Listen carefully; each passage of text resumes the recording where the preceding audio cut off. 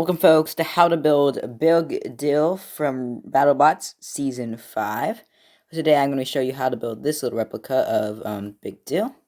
So let's get into the materials you are going to need to build it. Starting off with the following materials, you are going to need a ruler, a pencil, a black marker or pen, a green marker or pen. You can also use colored pencils. I used a light colored pencil for this one since I didn't have any markers for that color. A pair of scissors, a compass, something to cut holes with, one toothpick,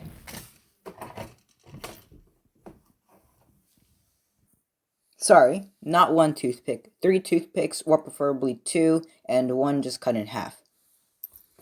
Also, you're going to need some tape.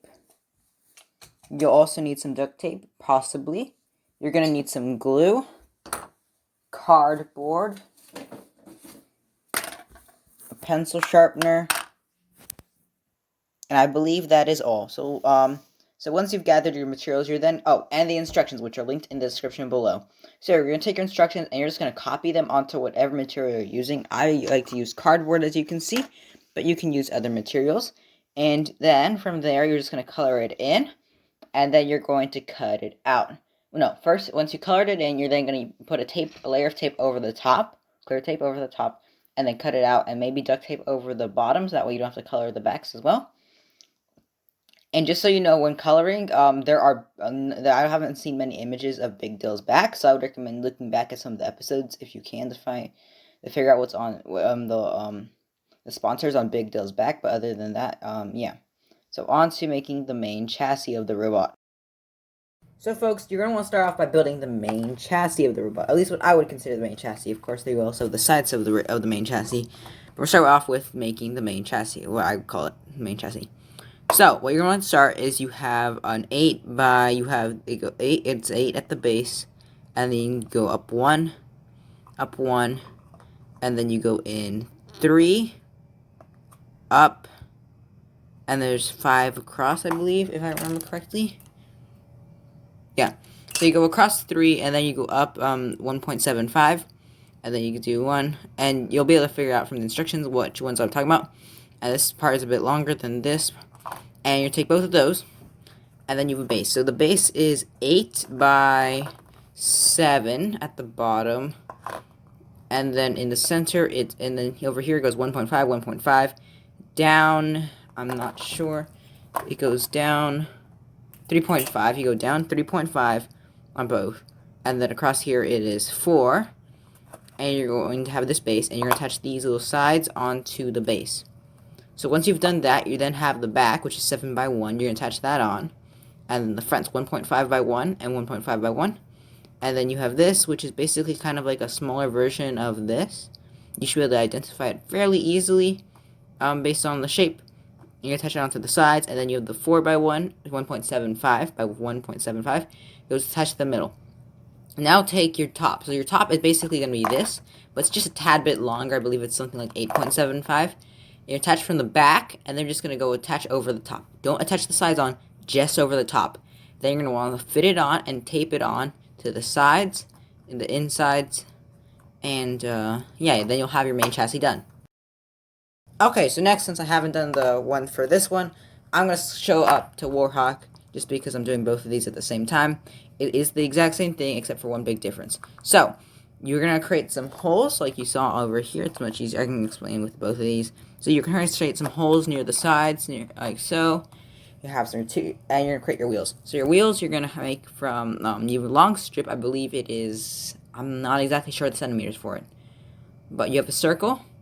And then you have a thin strip, which is 1 by, I'm not sure. I'm sorry about that. But it should be a bit, I think you should be able to figure it out because there shouldn't be any other 1 bys after making this. So you should be able to find the last 1 by, and that should be the one you use for the wheel.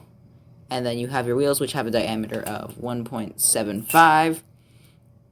And you're going to create some holes through the centers, and you have 2 wheels. Do 2 of those, and you're going to attach them on, right? So once you've done that, you're then going to create your sides. So your sides are these things. So you have an 8.25 8.25. You have 8.25 across, right? By 0.5 on both sides, and then you have this kind of like thing that goes, and then you have what was I gonna say? And then you have the 8x1, but the 8x1 at the end has a bit of a curve. Oh, I forgot to do it on a Warhawk, which is a bit of a mistake, but other than that, it's fine. But yeah, you have a bit of a curve at the end, and you're gonna touch those on, kind of make it rectangle. But and then you're gonna add a bit of, like, there's this little bit of card, I believe it's 0.5x1, and you're gonna fold it over the top to get the roundish bit, and you'll have 2 of these, and then you're gonna create some holes for the wheels to attach, and then you're gonna bend them 3.25 centimeters in from the non-rounded side. You're gonna bend them there, and you'll have your kind of your sides. Just do that, and then you're going to take, you have 8 of these, so you have 8 1x1s, and you're just going to double side, and you're basically just going to make them into 4 1x1s, and you're going to kind of double side them, basically, and these will be the kind of crossbars that are going across for, Big Dill, which is the main difference between these two, so I'm just going to put Warhawk to the side, but, what you're going to do is you're going to line them up, I believe, let me check the image. Okay, I believe you're attached. Okay, so you attach one. Okay, so you have this where it finishes going up the slope. You're gonna attach it there on both sides, right? Do that. Okay, you attach them on both sides, and then you're gonna actually attach it on, but don't tape it on. Just kind of like attach it on so it's kind of hinged, and see where this finishes. It should finish about here, right? But you're gonna try to figure out where it finishes, and you're gonna attach this panel onto this one. So then you have opposing. You have opposing ones, and then you tape them onto each other. That's just to line them up well, accurately. And then you're actually going to tape it on to the actual main chassis. So it should look something like this, excluding this. Right? So you can attach it like so. Oh, sorry about that. A bit off right there. Hopefully that kind of made sense. But yeah, you'll touch it like so, and you'll have your thing. So I'll show you what that looks like in a minute. Okay, so hopefully this, looks a bit better, so you can actually like figure out what I'm trying to explain. So I got the thing a bit wonky here, but other than that, looks good. But yeah. So basically, yeah, you've just attached those across like so.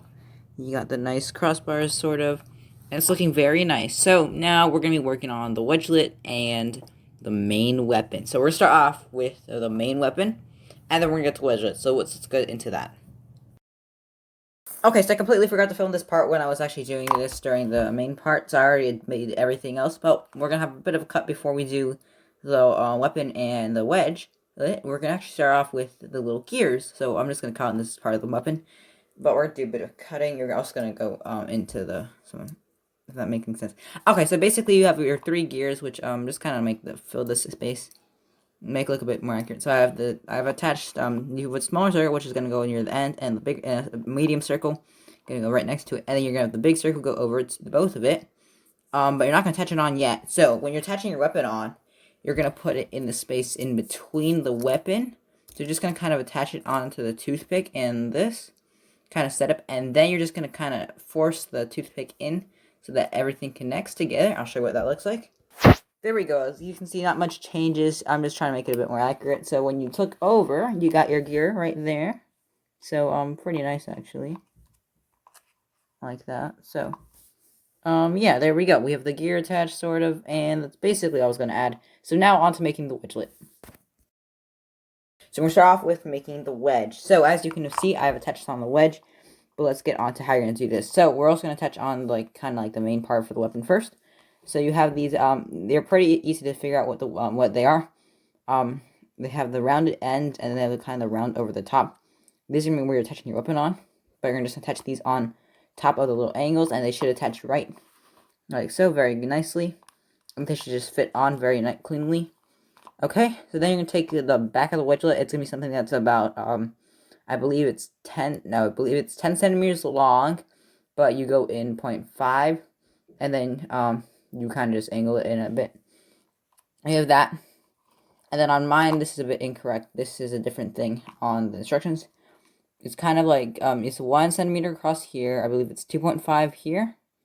And then it's 0.5 here. No, sorry, 0.75 here. And then you connect to the 1 by an angle. attach those onto the bottom, right? Okay, so do that.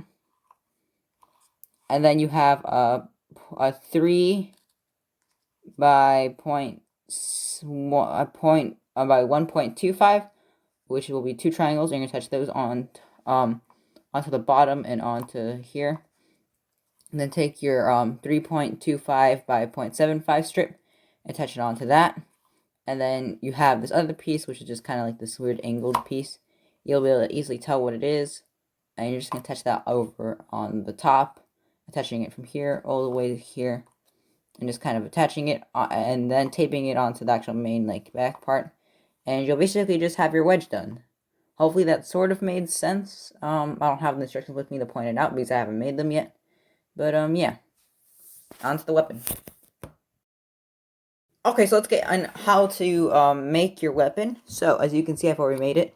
Basically, you have, so you have 4 of these, right? So they're very unique, so you can easily identify them on the instructions.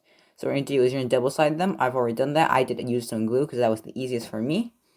And then you have this also very unique design. It's a crossbar sort of design. You have 2 of those, which you can double-side as well. And you're just going to kind of attach that in between the 2. It has to go in a bit, just a tad bit, like 0.25 centimeters inwards. Touch it on. And then you have only one other piece left.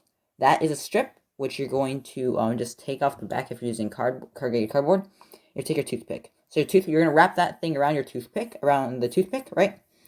And then you're just going to kind of create the holes through the here, which you should have actually done before. My bad. Sorry about that. That's a bit odd to do, but you're going to create some holes and punch your toothpick through, right?